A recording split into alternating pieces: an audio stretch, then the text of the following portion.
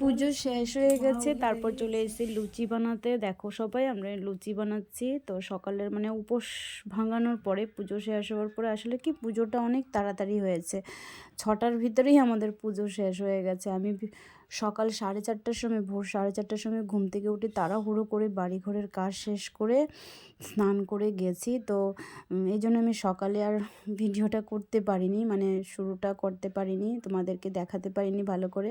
Direct পুজোটাই দেখিয়ে ফেলেছি। তো দেখো পুজোর পরে আমাদের এখন সকালের খাওয়াটা হবে। তো এখানে লুচি বানানো হচ্ছে। ওদিকে আমার বান্ধবী, মানে আমার দিদি, যা ভাবো দিদি বলতে পারো, বান্ধবী, দিদি কাম বান্ধবী, বান্ধবী কাম দিদি। তো বাঁধাকপি তৈরি করছে আর আমি এদিকে লুচি বেলে দিচ্ছি। লুচি ভাজা হবে, সবাই মিলে আমরা খাবো লুচি।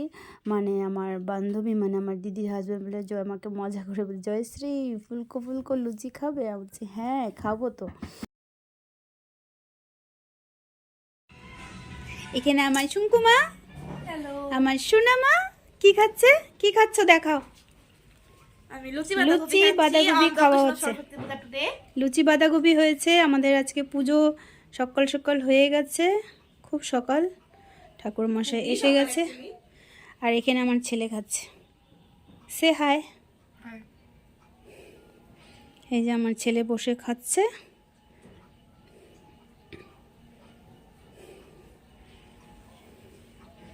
খাও তোমরা, বাই বাই।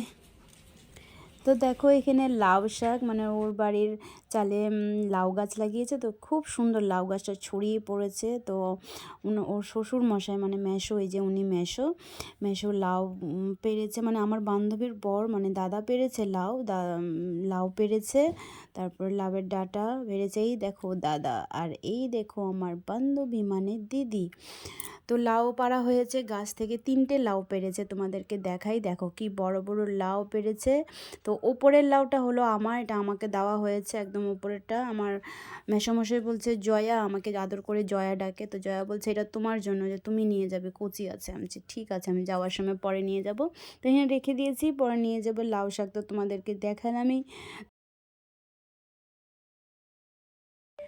তো এখন বাজে সন্ধ্যা 6টা। তো আমরা একটু বেরোচ্ছি, আজকে সরস্বতী পুজো, সারাদিন খুব মজা করলাম, বান্ধবীর ঘরে গেলাম, পুজো হই হুল্লোড় করলাম। যেহেতু তোমাদেরকে তো সুন্দর করে দেখাতে পারিনি, আমি তখন ভিডিওটা অন করতেই ভুলে গেছি, ক্যামেরা অন করতে ভুলে গেছি, তো তোমাদেরকে দেখাতে পারিনি। তখন একটু বেরোবো, আমাদের এখানে পুজো হচ্ছে, খুব জায়গায় জায়গায় পুজো হচ্ছে, মেলা বসেছে, এটা মেলাতে যাব।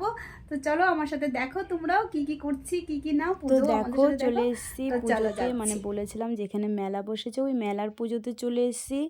আর দেখো কত বড় প্রতিমা বানিয়েছে এখানে। গেলবারও কত প্রতিমায় বড় করে প্রতিমা করেছিল, এবারও করেছে বড় করে প্রতিমা, চারদিকে লোক।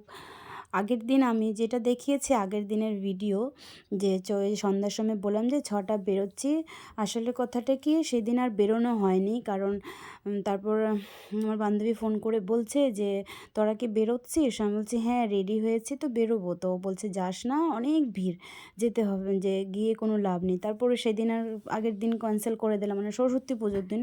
আর এই যে মেলা দেখছো আমরা যে এসছি, এটা হলো সরস্বতী পুজোর পরের দিনের ভিডিও, ঠিক আছে? তো এখানে এসছি আমরা একটু দিনে দিনেই বেরিয়েছি আমরা। এই দেখো আমার বান্ধবীর মেয়ে, আমার সোনামা, তারপর আমার বান্ধবী, আমি, আমার ছেলে আছে।